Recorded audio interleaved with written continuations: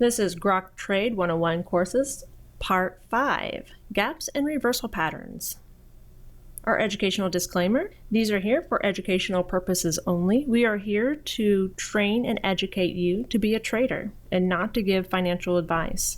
If you seek financial advice for your securities, we strongly encourage that you seek out a professional financial advisor to do that.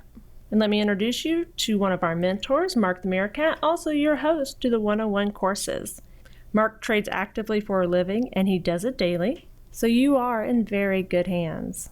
With no further ado, let's turn it over to your host, Mark the Meerkat.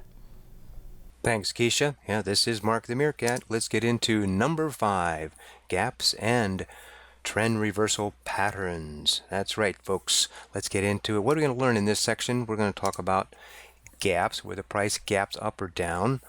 And we're also going to talk about patterns in which could talk about a trend reversal, reversing from bullish to bearish or from bearish to bullish. So on the gap side, like they say in England, mind the gap. So what is a gap? It is a break between the price that occurs on the chart, where it's a sharp move up or it's a sharp move down, and no trading occurred in between there. Now, gaps can be caused by many things, but usually it's some kind of news.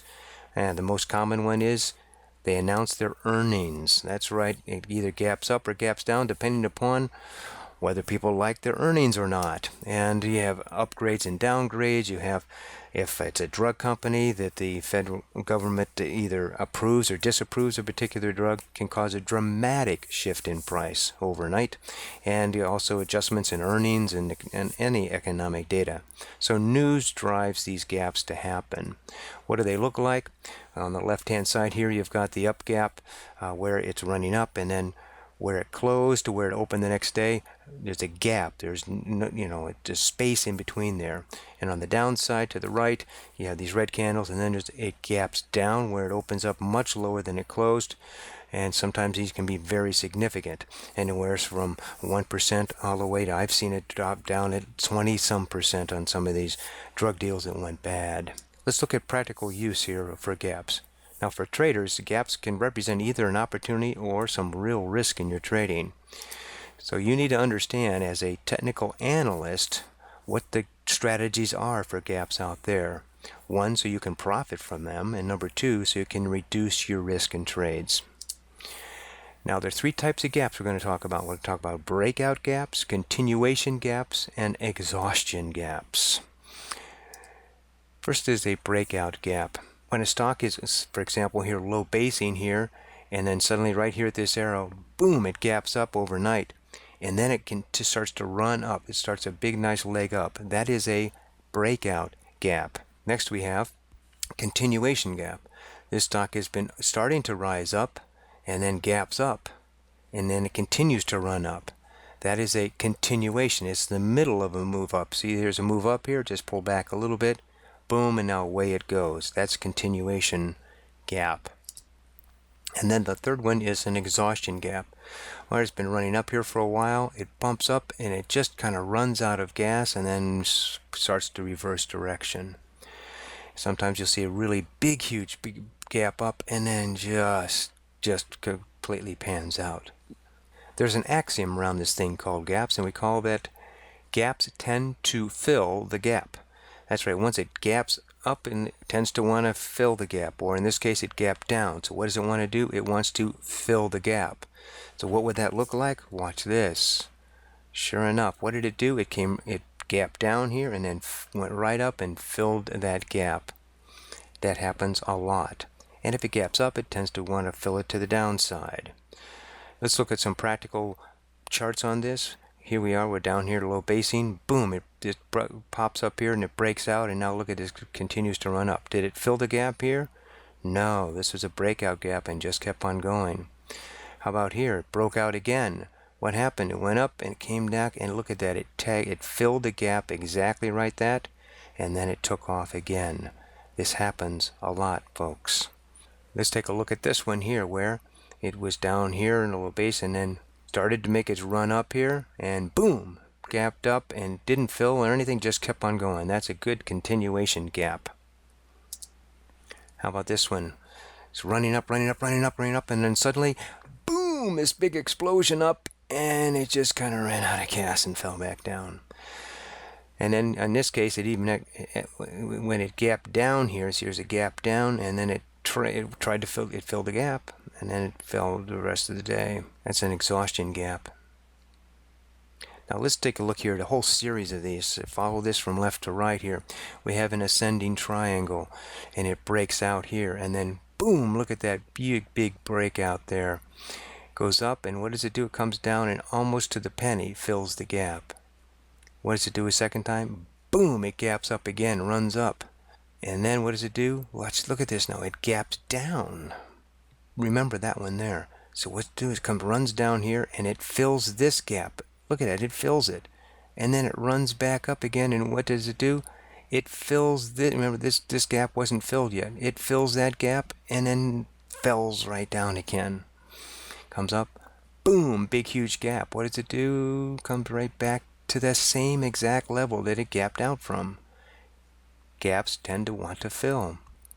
Runs up here, boom, bit of an exhaustion gap here, isn't it? It comes down, fills the gap, and stays along there, and then finally breaks down. So you see how many times it filled, and even this one right here that we talked about, it did not get filled until all the way over here. It went back and filled this unfilled gap first. Interesting. So some tips: watch for both filled and unfilled gaps that are out there. They could be possible lines of support and resistance, or as I say, a magnet line. It kind of pulls it into that line and it wants to fill that gap. And to minimize your exposure to gaps, the Achilles heel of stop losses are when a stock gaps overnight, either up or down, and depending on if you're long or short. The problem is the stops do not work in pre and post market. They only work when the markets are open. They're not active. So if you do have a big, huge gap in the morning, if you have a stop in place, it will trigger you out right then and there, even if it starts to fill the gap over the day. So there's some strategies that we have around that. You get a deeper technical analysis in the 201 courses, and we go to specific strategies in the mentoring class. It's called the gap trading 1-2-3 punch. We have 3 separate strategies to use when there's a gap, and again, when the odds are in your favor to do certain actions. Again, that's for the 301 mentoring.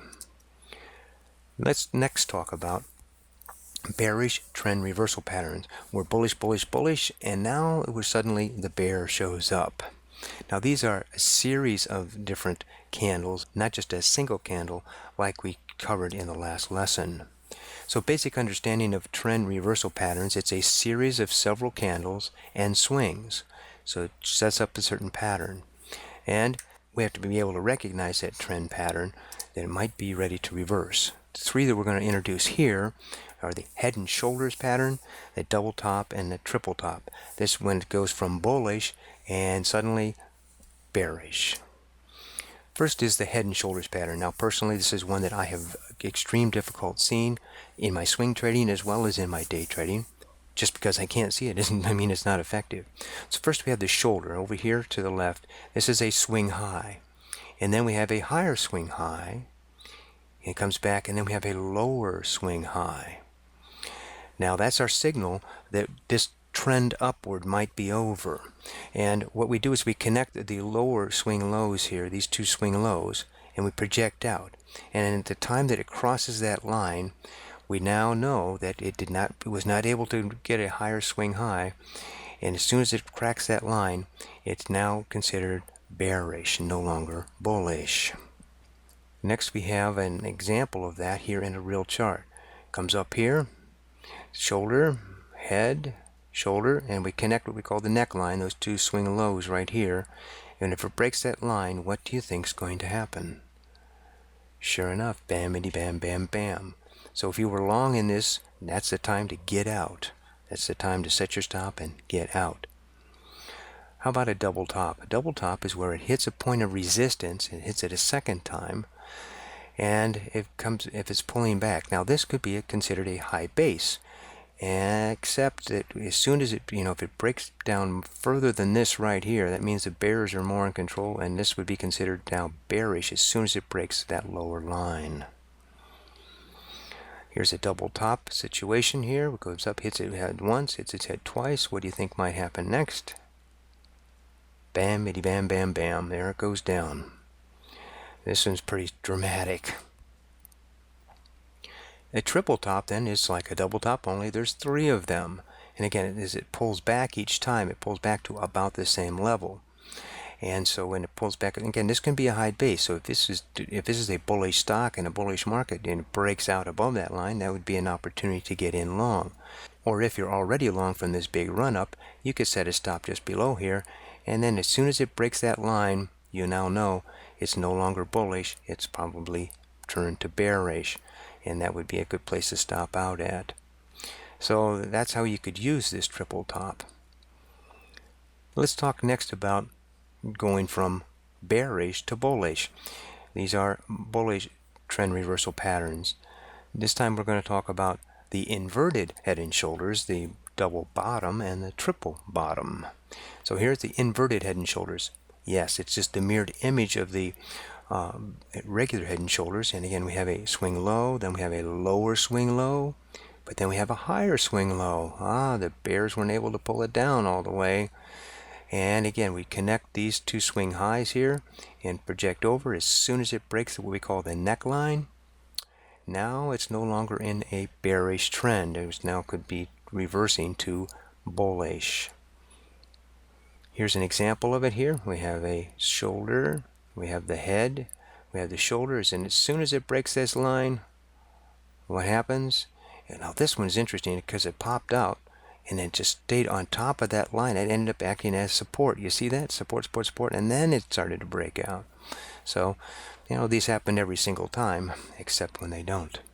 Double bottom here is where there was a line of support here that it didn't want to cross, and it came back up. And again, as soon as it breaks this swing high here between these 2 swing lows, that would be a reversal from bearish to now bullish.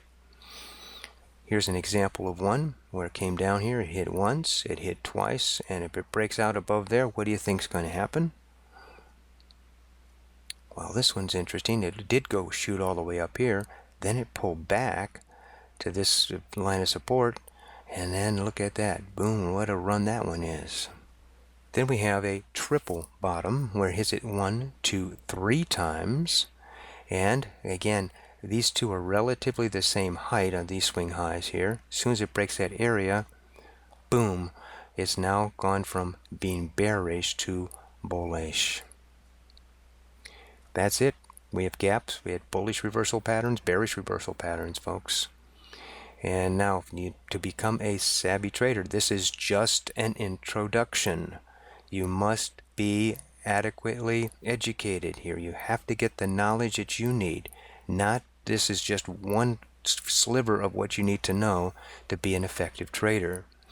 And once you have that knowledge, you need to have someone help you implement that. And that's what having a mentor is all about. So if you want to know more about what a mentor is, you can take the next step, and that is to attend a Meet the Mentor webinar. It's just a brief webinar to explain exactly what mentoring is and how it might benefit you. You go to groktrade.com, that's right, groktrade.com, and sign up for this Meet the Mentor program, and we'll be able to answer all of your questions you might have. Well, folks, this is the next to last lesson. We have covered a lot in this introductory course, and there's still a lot to learn.